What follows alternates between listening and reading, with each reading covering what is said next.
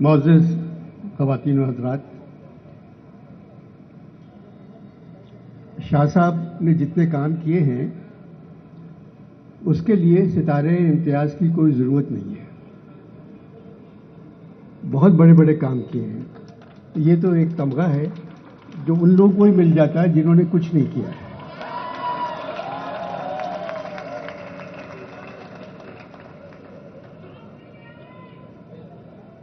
اچھا دیکھیے بیٹا، پیچھے آواز جا رہی ہے یا نہیں جا رہی ہے؟ اس بے ادبی کے زمانے میں احمد شاہ صاحب 15 برس سے ادب کو زندہ رکھنے کی کوشش میں مبتلا ہیں. اس میلے کے لیے بہت محنت کرتے ہیں اور صلہ بھی مل جاتا ہے. سب سے کہتے ہیں آپ بیٹا آپ اپنے کان کا علاج کرائیں. تھوڑا سا آگے آ جائیں، اس سے زیادہ آواز نہیں آ سکتی بیٹا. اب سب سے کہتے ہیں آپ ادب پر بات کریں گے.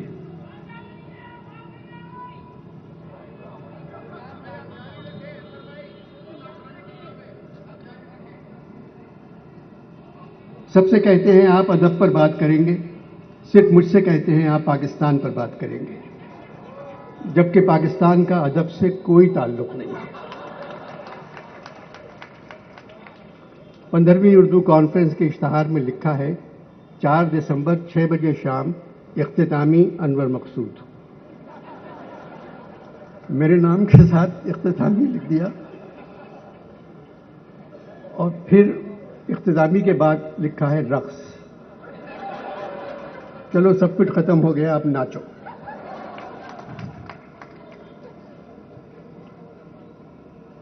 عوام کے لیے دل دکھانے کا تصور پاکستانی سربراہوں کے دور حکومت میں قدم قدم پر میسر آ جاتا ہے. ہر حکومت نے غریبوں کو جانور سمجھا. 75 برسوں سے یہ جانور کٹھن زندگی گزار رہے ہیں. روٹی کے لالے، رات کی نیند حرام، گرد و غبار میں چھپے ہوئے چہروں کو یہ لوگ صرف الیکشن کے زمانے میں دیکھ لیتے ہیں. ایسا لگتا ہے معاشرہ دل سوزی کے نام سے آگاہ نہیں ہے. پریشان حال لوگوں کو یہ لوگ بیلوں، گایوں، بدھیوں، بچڑوں کا یہ غول سمجھتے ہیں اور بڑی بڑی سیاہ شیشوں والی گاڑیوں میں بیٹھے خود کو خدا سمجھتے ہوئے، کیونکہ وہ سب کچھ دیکھ رہے ہیں، ان کو کوئی نہیں دیکھ سکتا. سائرن بجاتے ہوئے غول کو ادھر ادھر بھگا دیتے ہیں اور ان کے لیے بریانی کے پیکٹ پھینکتے جاتے ہیں. بچے بھاگ بھاگ کر پیکٹ اٹھا لیتے ہیں، بڑے نہیں اٹھاتے. وہ کہتے ہیں بچوں کو تو زندہ رہنا چاہیے.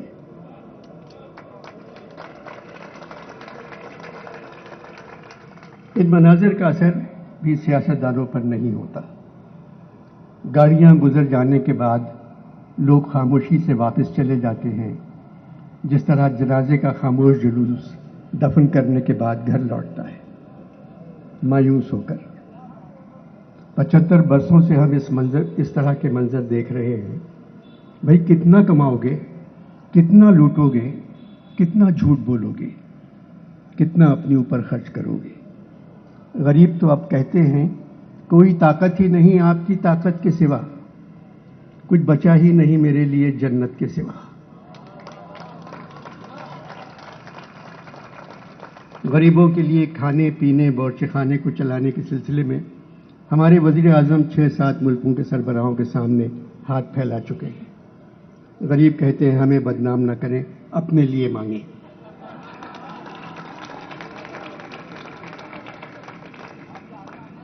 ٹک حرص و ہوس کو چھوڑ میاں. یہاں میاں کا لفظ بہت اچھا لگ رہا ہے مجھے. ٹک حرص و ہوس کو چھوڑ میاں، مت دیس بدیس پھرے مارا. جب چلتے چلتے رستے میں یہ گوند تیری ڈھل جاوے گی، ایک بدھیا تیری مٹی پر بھی گھاس نہ چرنے پاوے گی.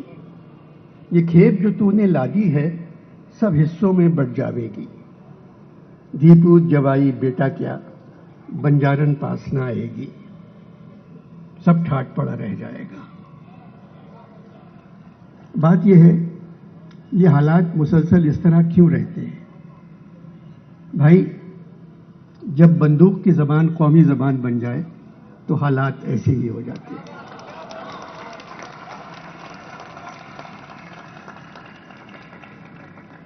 آرٹ کونسل کی عمارت 65 برس سے اسی جگہ موجود ہے۔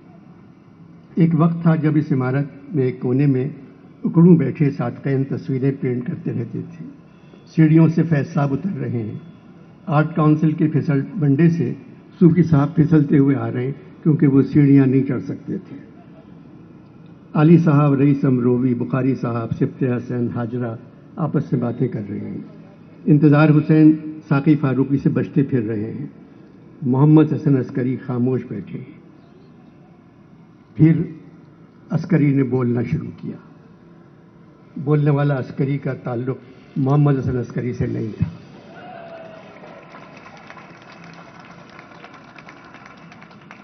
اچانک یہ عمارت سنسان ہونا شروع ہو گئی۔ علی جی جو قومی لقبے لکھ رہے تھے وہ اکثر یہاں نظر آ جاتے تھے اور جیوے جیوے پاکستان گنگناتے رہتے تھے۔ 20-22 برس پہلے احمد شاہ یہاں آ گئے اور یہاں سے جانے کا نام ہی نہیں لیتے۔ خود جانا چاہتے ہیں مگر عوام ان کو نہیں جانے دیتے۔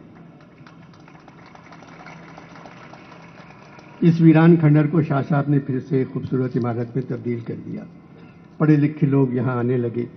15 سال سے اردو کانفرنس شاہ صاحب کا پیچھا نہیں چھوڑتی۔ حالات جیسے بھی ہوں دسمبر کے مہینے میں آ جاتی ہے۔ دنیا بھر سے ادیب اس کانفرنس میں شریک ہوتے ہیں، کچھ اصلی، کچھ ادیبوں کے بھیس میں۔ ہندوستان سے بھی شاعر اور ادیب آ جاتے تھے، وہ سب مر گئے۔ اب وہاں کوئی نہیں ہے۔ میں نے پوچھا شاہ صاحب اس دفعہ ہندوستان سے کون آ رہا ہے؟ تو کہنے لگے انور بھائی ہندوستان سے صرف دھمکیاں آ رہی ہیں۔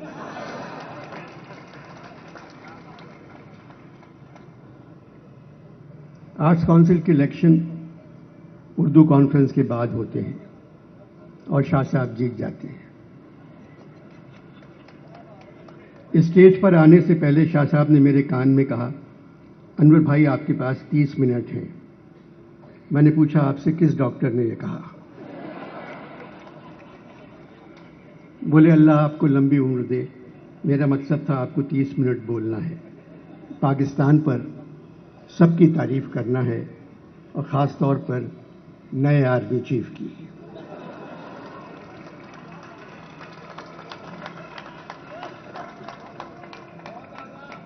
میں نے کہا شاہ صاحب عاصم منیر صاحب کی تعریف تو سب کر رہے ہیں، فوجی بھی، ان کے دوست بھی، ان کے محلے والے بھی، نیک، شریف، نمازی، ایماندار، بہادر، اپنے پیشے سے محبت، وطن کی عزت، پرچم کی قدر۔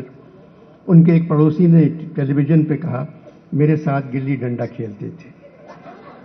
اب فرق ہو گیا ہے، گلی پڑوسی کے ہاتھ میں ہے، ڈنڈا عاصم منیر کے ہاتھ میں آ گیا۔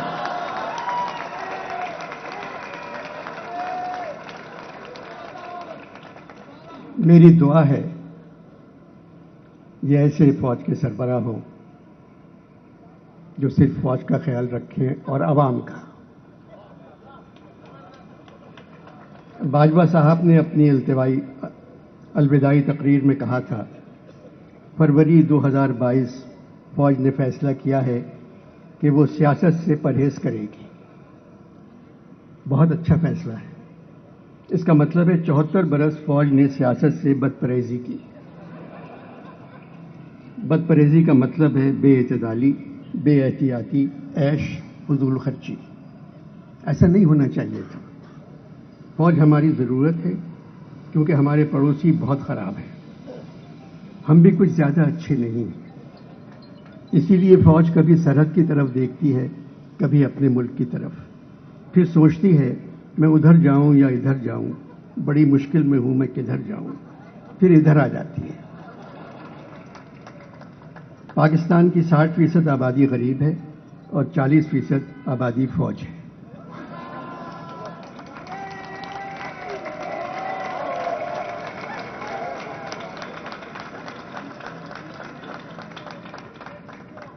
امیروں کا پاکستان سے کوئی تعلق نہیں، وہ اپنے بچوں کو مسلمان کروانے بھی لندن بھیجتے ہیں اور کہتے ہیں یہاں مسلمان ہونے کی سہولت نہیں۔ بے روزگاری، بدحالی، مہنگائی، پریشانی، پشیمانی، اداسی ملکوں پر بادلوں کی طرح چھا گئی ہے۔ کسی کو احساس ہی نہیں ہے کہ وہ اس ملک کے ساتھ کیا کر رہے ہیں۔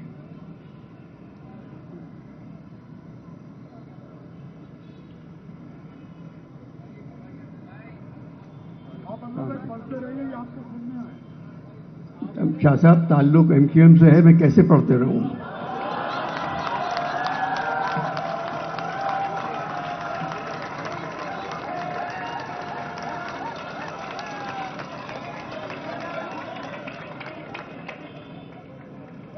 اداسی ملکوں پر بادلوں کی طرح چھا گئی ہے۔ کسی کو احساس ہی نہیں کہ وہ اس ملک کے ساتھ کیا کر رہے ہیں۔ قبضہ مل جاتا ہے تو ایوان تالیوں سے گونج جاتے ہیں۔ اس کے باوجود احمد شاہ کا اصرار ہے میں پاکستان پر بات کروں، پاکستانی کہانی سناؤں۔ حالات بدل گئے شاہ صاحب۔ جو دل میں ہے، جو ہے زباں پہ، دل کو نہیں اس سے فائدہ۔ جو ہے زباں پہ، دل کو نہیں اس سے فائدہ۔ جو دل میں ہے وہ لا نہیں سکتے زبان پر۔ آپ کی پریس کانفرنس میں میں نے کہا تھا 83 برس کی عمر میں ہمیشہ میں نے کپڑے خود اپنی مرضی سے اتارے ہیں۔ کچھ الٹا سیدھا بول کر اپنے کپڑے پنجاب پولیس سے نہیں اتروانا چاہتا۔ پاکستان 75 کا ہو گیا۔ میں پاکستان سے 8 برس بڑا ہوں۔ میری ان گناہگار آنکھوں نے پاکستان کو پروان چڑھتے کم اور پروان اترتے زیادہ دیکھا ہے۔ غریب غریب ترین ہو گئے، امیر امیر ترین۔ 14 اگست 1947، نیا ملک، نیا آسمان، خوبصورت سرزمین۔ 24 سال بعد آدھی زمین بنگالیوں نے واپس لے لی۔ آدھی زمین جو بچی تھی وہاں لوگوں نے خرید لی یا بیچ دی۔ اب سرزمین میں سے صرف زمین غائب ہو گئی ہے، انگریزی والے سر بچ گئے۔ جن کے پاس خریدی ہوئی زمین ہے، بیچارے غریب مجبوراً ان سے کہتے ہیں سر زمین کہاں گئی؟ اس کے باوجود پاک سرزمین شاد بار سن کر خاموشی سے کھڑے ہو جاتے ہیں، پرچم ستارہ و ہلال سے آنسو پوچھتے ہیں اور اندھیروں میں گم ہو جاتے ہیں۔ کہانی پاکستان کی سنیں گے آپ؟ قصہ میرا سنو گے تو جاتی رہے گی نیند، قصہ میرا سنو گے تو جاتی رہے گی نیند، آرام چشم مت رکھو اس داستان سے تم۔ یہ کہہ کے جو رویا تو لگا کہنے نہ کہہ میر، سنتا نہیں میں ظلم رسیدوں کی کہانی۔ کہانی ظلم رسیدوں کی ہے۔ مجھے شاہ صاحب کی بات یاد آ گئی۔ انور بھائی، آپ کو بولنے کا چیک جب ملے گا جب آپ لوگوں کو خوش اور ہنستا ہوا رکھیں گے۔ شاہ صاحب، جو کام حکومت کا ہے وہ مجھ سے کیوں سونپ رہے ہیں؟ حکومت کا کام ہے لوگوں کو خوش رکھنا اور ہنستا ہوا رکھنا۔ حکومت نے عوام کو ہنستا ہوا تو رکھا ہے، عوام وزیر اعظم اور تمام وزیروں کے بیانات پر گھنٹوں ہنستے رہتے ہیں مگر خوش نہیں ہے۔ پاکستان کی کہانی ایک فلم کی طرح ہے جو 75 سال سے چل رہی ہے۔ ہدایت کار پنجاب۔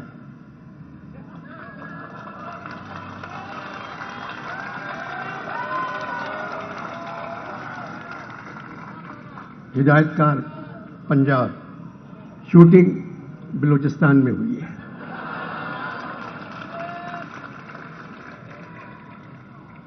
پس پردہ موسیقی آرمی کا بینڈ۔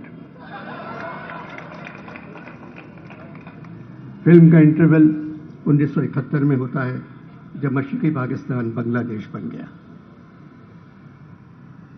انٹرول کے بعد فلم ایک ملی نغمے سے شروع ہوتی ہے، اے وطن کے سجیلے جوانوں۔ اس کے بعد فلم کا ہیرو جو سندھی ہے ایک بڑھئی کے پاس جاتا ہے اور اس سے کہتا ہے ایک ایسا تختہ چاہیے جس کو الٹا نہ جائے۔ بڑھئی ایک تختہ بنا کر دیتا ہے جو 6 فٹ چوڑا اور 4 فٹ لمبا ہے، اس کے درمیان 3 فٹ اور 2.5 فٹ کا سوراخ ہے۔ بڑھئی کہتا ہے اس تختے کو کوئی الٹ نہیں سکتا، مگر اس تختے کے درمیان جو سوراخ ہے تم اس کے نیچے جا سکتے ہو۔ اس منظر کے بعد آرمی بینڈ ہے مرد مجاہد جان ذرا اب وقت شہادت آیا بجاتا ہوا گزر جاتا ہے. فلم کے آخری منظر میں ایک آدمی امریکہ سے پیسے مانگ رہا ہے, چین سے پیسے مانگ رہا ہے, برطانیہ سے پیسے مانگ رہا ہے, سعودیہ سے پیسے مانگ رہا ہے, یو اے ای سے پیسے مانگ رہا ہے, اور کہہ رہا ہے اگر ترکی سے قرضہ مل گیا تو قسم خدا کی آپ سب کے پیسے ہم واپس کر دیں گے. ایک چھوٹا بچہ آتا ہے اور وہ آ کر ایک شعر پڑھتا ہے, خدا سے مانگ جو کچھ مانگ نہ ہو اے مفلس, خدا سے مانگ جو کچھ مانگ نہ ہو اے مفلس, یہی وہ در ہے کہ ذلت نہیں سوال کے بعد.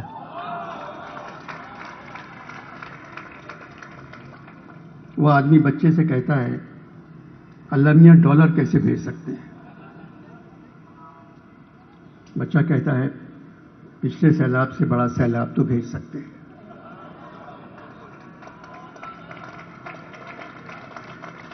پھر آپ کے دامن میں ڈالروں کی بارش. اب صرف تباہی اور بربادی ہی آپ کی آمدنی کا ذریعہ بن سکتی ہے. جتنی تباہی اتنی بہتری. بیٹے تم تو قیامت کی بات کر رہے ہو. محترم قیامت تو آ چکی ہے. اس کی نشانیاں پتہ ہے آپ کو کیا ہیں؟ جب برے لوگ اچھے لوگوں پر حکومت کرنے لگے,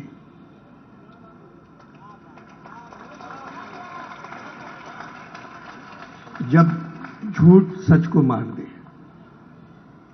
جب عدالتیں کسی اور ادارے سے فیصلہ آنے کا انتظار کرنے لگے,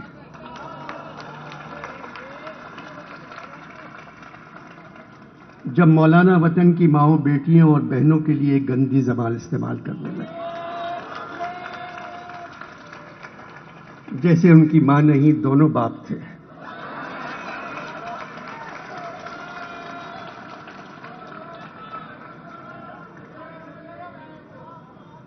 تمہیں کیسے معلوم برے لوگ اچھے لوگوں پر حکومت کر رہے ہیں؟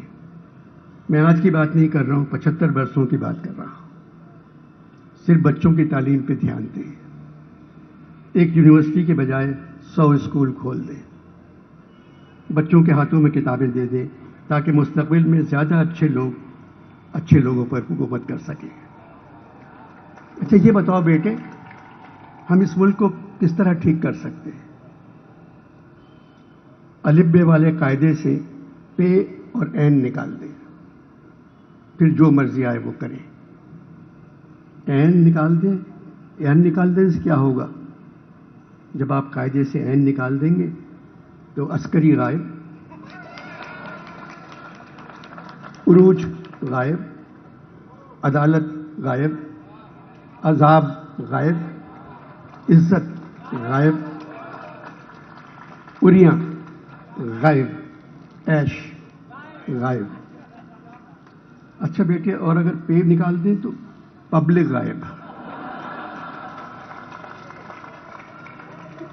پریشان غائب, پارلیمان غائب, پیشی غائب, پھر مانگ غائب, پشیمان غائب, پامال غائب, پاکستان غائب. بیٹے کچھ اور بتاؤ. میں آج کے پاکستان کی کہانی سنا رہا تھا. سب سرگزشت سن چکے, اب چپکے ہو رہو. آخر ہوئی کہانی میری, تم بھی سو رہو. نام تو بتا دو بیٹے اپنا. میرا نام محمد علی ہے. لڑکا غائب ہو جاتا ہے.